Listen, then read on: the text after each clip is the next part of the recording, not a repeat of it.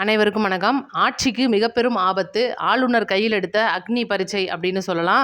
மிகப்பெரிய விஷயம். தயவுசெய்து ஸ்கிப் பண்ணாம முழுசா பார்த்தீங்கன்னா, உங்களுக்கு டீட்டெயில் நெறையா தெரியும். பார்த்துட்டு நெறைய பேருக்கு ஷேர் பண்ணி விடுங்க இந்த வீடியோவ. அடுத்து பார்த்தீங்கன்னா, நம்மளுடைய தமிழக முதலமைச்சரை ஏற்கனவே கைது செஞ்சிருக்கணும் அப்படின்னு சொல்லிட்டு ஒருத்தர் பேசியிருக்காரு திமுகலேருந்து. இதெல்லாம் பச்சை அயோக்கியத்தனம் அப்படின்னு பேசியிருக்காங்க. இன்னைக்கு உச்சநீதிமன்றத்தில கொட்டு வாங்குனதுக்கப்புறம் திமுக பலவிதமான விஷங்களை கக்கிக்கிட்டு வர்றாங்க. அதை பத்தி நம்ம விரிவா பேச போறோம். அதனால தயவுசெய்து விரிவா பாருங்க. உங்களுடைய கருத்துக்கள கமெண்ட்ல சொல்லிருங்க. வீடியோக்கு ஒரு லைக்க பண்ணிருங்க. இன்னைக்கு பார்த்தீங்கன்னா, அதாவது 3 கட்சிகள் திமுக, அதிமுக, பாஜக 3மே ஒரே நாள்ல தமிழக பொறுப்பு ஆளுநரான அர்லேக்கரிடம் போயிட்டு ஒரு அறிக்கை குடுக்குறாங்க. தமிழகத்துல குதிரை பேரம் நடந்திருக்கு அப்படின்ற ஒரு விஷயம். குதிரை பேரத்த பொறுத்தவரைக்கும் அவங்க ஒரு குடுத்தாங்க. அத பரிசீலனை பண்றாங்க, செக்கப் பண்றாங்க, சில அதிகாரிகள வச்சு ஆய்வு பண்றாங்க. இதெல்லாம் தாண்டி அந்த ஆளுநர் என்ன முடிவெடுக்க போறார் அப்படின்னு இருக்கும்போது, ஆளுநர் அவர்கள் இப்பதான் டெல்லிக்கு போயிட்டு உளவுத்துறை அமைச்சர்கள் மற்றும் சில சட்ட வல்லுநர்களை சந்திச்சுட்டு பேசிட்டு வந்திருக்காங்க. தமிழகத்துல அசாதாரணமான சூழல் ஒன்று இருக்கு அப்படின்னும் சொல்லியிருக்காரு. இந்த ஒரு விஷயத்தை பொறுத்த வரைக்கும் டெல்லியில இருக்கிற சட்ட வல்லுநர்கள் தமிழகத்துல எல்லாம் சரிவர நடக்குதா, உண்மையிலே இந்த விஷயங்கள்லாம் உண்மையிலே நடந்திருக்கு. இன்னைக்கு அதிமுகல இருந்து நிறைய பேர் பிரிஞ்சு தமிழக வெற்றி கழகத்துல சேர்றதுக்கு குதிரை பேரம் ஒரு காரணம் அப்படின்னா, மிகப்பெரிய ஒரு விஷயத்தை கையில் எடுக்க போகுது மத்திய அரசும் சொல்லலாம், ஆளுநரும் சொல்லலாம். இந்த மாதிரி ஒரு மிகப்பெரிய விஷயம் நடக்க போகுது தமிழகத்துல.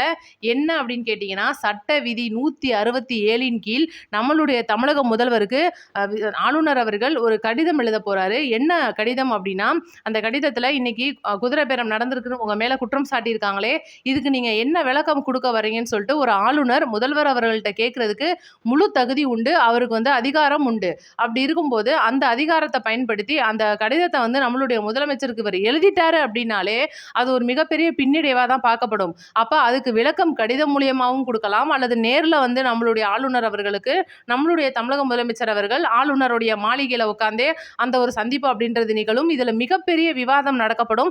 2 பேருக்கும் கிடையாது, சில சட்ட வல்லுநர்களை வச்சு நிறைய ஆதாரங்களை திரட்டி, அதாவது முழுக்க சிபிஐ விசாரணை மாதிரி வச்சுக்கோங்களேன். இவ்வளவு பெரிய விஷயத்தை இன்னைக்கு திமுக கையில் எடுத்திருக்கு அப்படின்னா பாத்துக்கோங்க.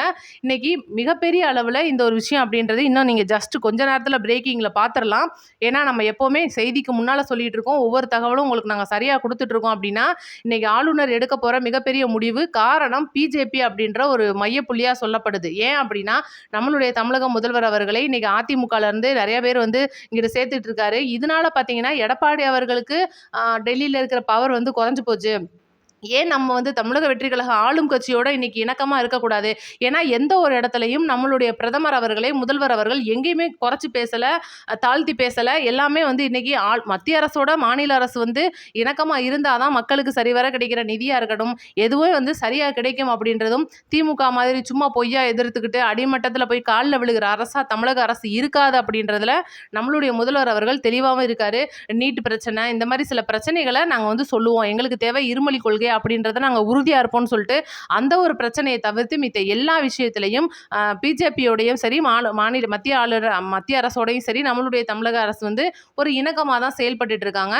இது ஓகேவா போயிட்டு இருக்கு. இப்போ ஆளுநர் எடுத்த இந்த ஒரு முடிவு அப்படின்றது கண்டிப்பாக மிகப்பெரிய அரசியல் பின்னடைவை கொடுக்க போகுதா?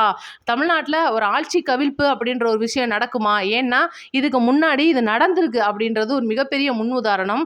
அதனால பார்த்தீங்கன்னா, கருணாநிதி அவர்களுடைய ஒரு மிகப்பெரிய ஒரு ஆட்சி கவிழ்ந்த விஷயம் அப்படின்றது நடந்திருக்கு. அப்ப இந்த ஒரு விஷயம் அப்படின்றது குதிரை பேரம் சட்ட ரீதியா எல்லாமே உண்மையிலே உண்மை விசாரிக்கப்பட்டு உண்மை கண்டறியும் குழுவால தெரியப்பட்டு சாட்சியங்கள் அளிக்கப்பட்டுருச்சுன்னா இது ஒரு மிகப்பெரிய விஷயமா உருவெடுக்கும்.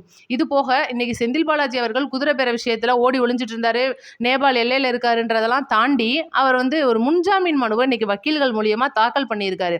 முந்தா நேத்து நடனா அவருடைய தம்பி அசோக்குமார் மட்டும் தாக்கல் பண்ணியிருந்தாரு, இவர் பண்ணவே இல்லை. இவர் இன்னைக்கு பண்ணியிருக்காரு. நேத்து வரைக்கும் அவருக்கு சம்மனான டைம் இருந்துச்சு. இன்னைக்கு லுக் அவுட் நோட்டீஸ்ல இருந்து எல்லாமே கொடுத்துட்டாங்க. அடுத்த கட்ட நடவடிக்கைன்னு பார்த்தீங்கன்னா, அவருடைய சொத்துக்கள் பறிமுதல், அவர்கிட்ட இருக்கிற அசையும் சொத்து, அசையா சொத்து எல்லாத்தையுமே பறிமுதல் பண்ணிடுவாங்க. இவரை தேடப்படும் குற்றவாளியா அறிவிப்பாங்க காவல்துறை. இது மட்டும்தான் பாக்கி. மித்த எல்லா விஷயங்களும் எல்லாமே சரியா போய்கிட்டு இருக்கு அப்படின்றது தான் உண்மை. இன்னைக்கு பார்த்தீங்கன்னா முன்ஜாமீன் மனு ஜஸ்ட் கொஞ்ச நேரத்தில் அவசர மனுமாவும் அதை விசாரிக்க போறாங்க அப்படின்ற ஒரு தகவல் வந்திருக்கு. ஓகே. இன்னைக்கு நம்மளுடைய முதல்வர் அவர்கள் மிகப்பெரிய ஒரு விஷயத்த கையில எடுத்து செஞ்சுட்டு இருக்காரு. அந்த நெம்மேலியா இருக்கிற குடிநீர் திட்டமா இருக்கட்டும், இந்த மாரி திட்டங்கள் வந்து இன்னைக்கு செயல்பட்டுக்கிட்டு சிறப்பா இருக்கும்போது, இந்த கரூர்ல செயல்படுற அதாவது கரூருக்கு போயிட்டு அந்த மக்கள் அத பாதிக்கப்பட்ட குடும்பங்களுக்கு அரசு பணியாணை அப்படின்றத ஒண்ணு குடுக்குறதா இருக்கட்டும், இன்னைக்கு கரூர் போற விஷயமே வந்து திமுகவுக்கு பிடிக்கல. ஏன் திமுகவுக்கு நம்ம முதல்வர் கரூருக்கு போறா என்ன? ஆட்சியில இருக்கும்போது தான் அவங்க போவிட மாட்டேன்ட்டாங்க. இப்பவும் தடுக்குறாங்களே! இந்த உச்சநீதிமன்றம் காலையில தான் கொட்டு வச்சு முடிச்சுச்சு. நீங்க வந்து நீதிமன்ற நேரத்த வந்து வீணாக்குறீங்க.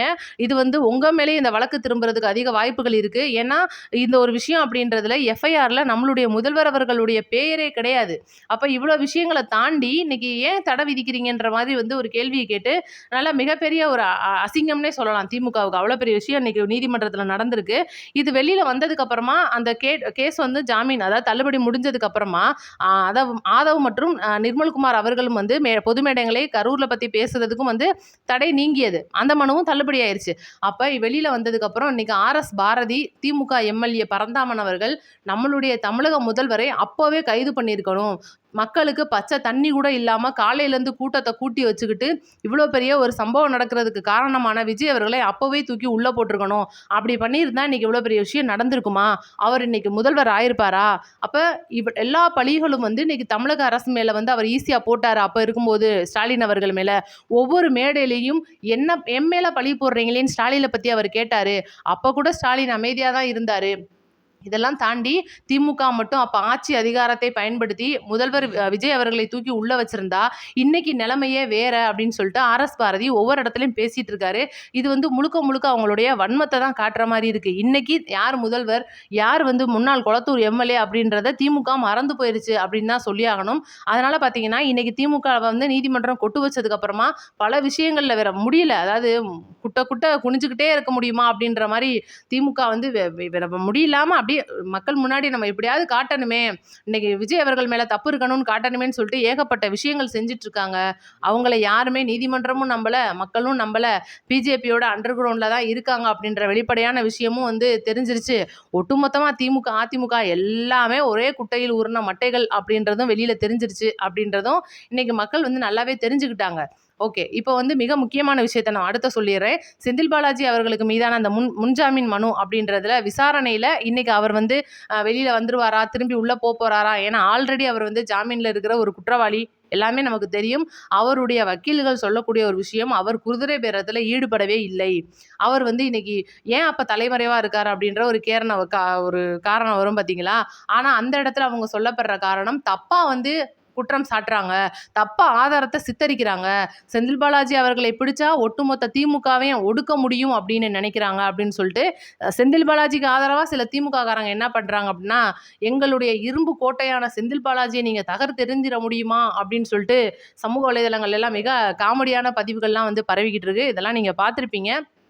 முழுக்க முழுக்க செந்தில் பாலாஜி அப்படின்றவரோட சாப்டர் க்ளோஸ் ஆயிடுச்சு. அவ்வளோதான். இட்ஸ் கான் அப்படின்னு சொல்லணும். இந்த செந்தில் பாலாஜி எவ்வளவோ உருட்டுகள் உருட்டிக்கிட்டு இருந்தாலும் இன்னைக்கு திருச்சியை சேர்ந்த நரேஷ் அப்படின்ற ஒருத்தரை கைது பண்ணியிருக்காங்க. அவர் முழுக்க முழுக்க அசோக் குமார் அவர்களை சென்னையில் சந்திச்சு பேசியிருக்கார் அப்படின்றதும், செந்தில் பாலாஜியோட ஃபோன்லலாம் லைனில் இருந்திருக்கார் அப்படின்ற மிகப்பெரிய ஒரு தகவல் வந்துக்கிட்டே இருக்கு. அடுத்தடுத்து பாருங்க, செந்தில் பாலாஜியை குற்றவாளின்னு காட்டுறதுக்கு அனைத்து சாட்சிகளும் இன்னைக்கு ரெடி ஆயிருச்சு. ஆதாரங்கள் இன்னைக்கு காவல்துறை கையில் இருக்கு. முழுக்க முழுக்க அவ்வளோதான். செந்தில் பாலாஜியோட சாப்டர் முடிஞ்சு போச்சு அப்படின்னு சொல்லலாம். அடுத்து மிக முக்கியமான விஷயத்துக்கு வருவோம். ஜனநாயகன் விஷயம் எல்லாருமே கேட்டது. சான்றிதழ் கொடுத்துருக்காங்கன்றதெல்லாம் தாண்டி இந்த படத்துல 220 செகண்ட் இருந்ததை 180 செகண்டா மாத்திருக்காங்க. மாத்தின கையோட முக்கியமான விஷயம் பார்த்தீங்கன்னா, அதிக ரத்தம் தெரிக்கிற காட்சிகள் இருக்கு அப்படின்றனால சான்றிதழ் கொடுத்தாங்க.